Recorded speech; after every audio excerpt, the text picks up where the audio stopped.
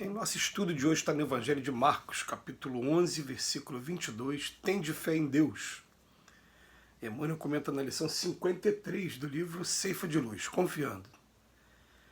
Tendo fé nas descobertas e nas observações conjugadas de físicos, astrônomos e matemáticos,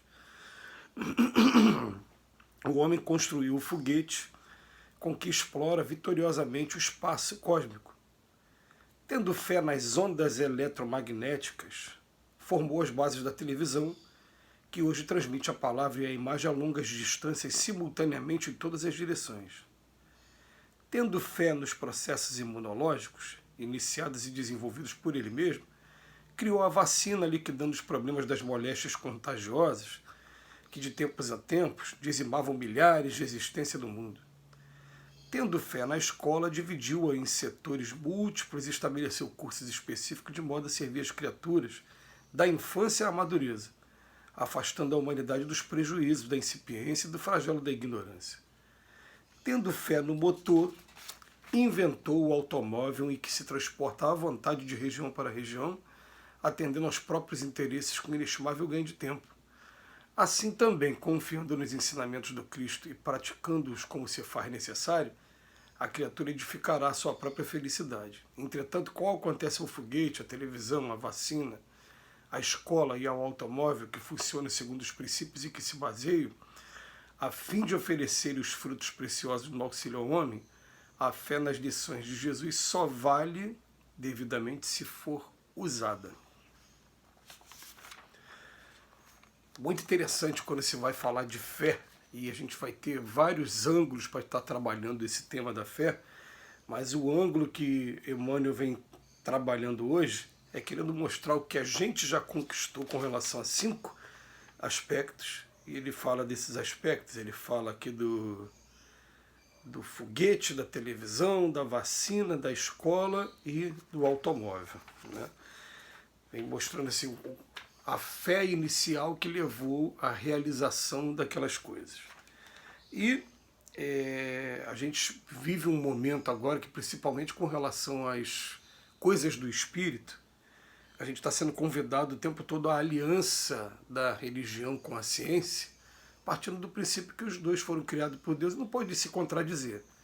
Né? Que sempre teve um debate muito grande, porque um pretende ser o único exclusivo dono da verdade, e muitas das vezes, é claro, um contrariando o outro. A ciência contrariando a religião contrariando a ciência. Porém, conforme a gente vai fazendo um estudo e chega um ponto em que, como diz Allan Kardec, não estamos mais em época de fé cega, a fé tem que ser raciocinada, e mais ainda, a fé tem que ser corajosa. Ele fala que a fé verdadeira hoje é aquela que vai desafiar assim, o ridículo dos homens em todas as épocas da humanidade. Tem coisas que a nossa geração já não consegue mais aceitar. A gente precisa ter elementos ali para provar, né? E ele vem falar para a gente o seguinte, que se a gente quiser conhecer mesmo o caminho da felicidade, a prática do Evangelho de Jesus está aqui à nossa disposição. Mas num primeiro momento, a gente começa a analisar, mas peraí, Jesus quando veio para cá, trouxe informações revolucionárias, totalmente revolucionárias para todos nós, até os dias de hoje, e por conta disso ele sofreu muito. Ele sofreu ao ponto de ter sido martirizado. E a gente percebe que no mundo como o nosso, cada vez que a gente entra no Evangelho de Jesus, parece que a gente fica meio deslocado do restante, a gente fica meio... parece uma antítese, parece até um paradoxo assim, que a gente está lendo, porque eu vou buscar o caminho da felicidade, da minha própria felicidade, mas eu me afasto das pessoas. Aí a felicidade não é deste mundo, a felicidade real. A felicidade aqui vai ser o quê? O homem vai mandar você nunca aceitar uma agressão, você deve revidar a sua agressão. A agressão que você recebeu, através dos meios judiciais hoje, como fala, hoje o exercício arbitrário das próprias razões é crime, mas a gente vai buscar os meios judiciais, enquanto você vai encontrar um evangelho que fala batendo numa face da outra. Perdoa 70 vezes 7, e aquilo vai chocar um pouco com a gente, né, com a realidade nossa aqui. E muitas das vezes até criar também aquela situação de distância com relação aos demais que convivem com a gente, que não vão absolutamente concordar com a postura que a gente está tendo, mesmo a gente fosse vivendo numa sociedade cristã. Todos por aí se dizem cristão. É um desafio aí para vocês. Pega as pessoas aí na rua, qual é a sua religião? Você tem religião? E outra coisa, eles vão, ou vai ser cristão porque está numa determinada igreja católica, romana, ortodoxa, ou protestante, dentro dos ramos do protestantismo, seja eles tradicionais, pentecostais, neopentecostais, todas essas classificações que a gente tem aí acadêmicas, né? Todos eles vão se dizer cristão. Quem não está também nessas classificações vai se dizer cristão também. O pessoal vai dizer que ela é um bandista cristã. Né? Todo mundo vai dizer cristão. Mas na hora de praticar, vou falar, não, mas isso é absurdo, não, isso não é desse jeito. A gente tem que lutar pelos nossos direitos, vai usar os argumentos, né? E dentro desses argumentos vai ainda estar fugindo desse caminho da felicidade. Porém, gente, a gente chama atenção para uma coisa. A lei de causa e efeito, ela vai mostrando as consequências para a gente, e se a gente começar a experimentar, né, a leveza e o alívio que sente aquela pessoa que aprendeu a perdoar, aquela pessoa que consegue botar a cabeça no travesseiro e não pensar em vingança, nem ficar magoado com alguma coisa que tenha acontecido com a gente. Aquela pessoa que consegue até mesmo fazer oração para que tudo dê certo para outra pessoa, e com essa oração, mais ainda, você além de não ter desejado mal, você ainda desejou o bem e pediu, através da oração, que seus amigos espirituais possam estar ajudando aquela pessoa. Você vai experimentar uma leveza, uma tranquilidade que vai mostrar para você, meu Deus, esse é o caminho. A pessoa que sente a cólera, que sente o ciúme, né, inveja, e de repente ela começa a ver como era antes com ciúme, agora sem ciúme. Agora não, liberta a pessoa, deixa a pessoa fazer o que ela quiser, e que estejam do meu lado aquelas pessoas que me amam. Porque fica parecendo, tem que estar do meu lado, segundo a meu autoritarismo aqui, né, tem que ser do meu jeito.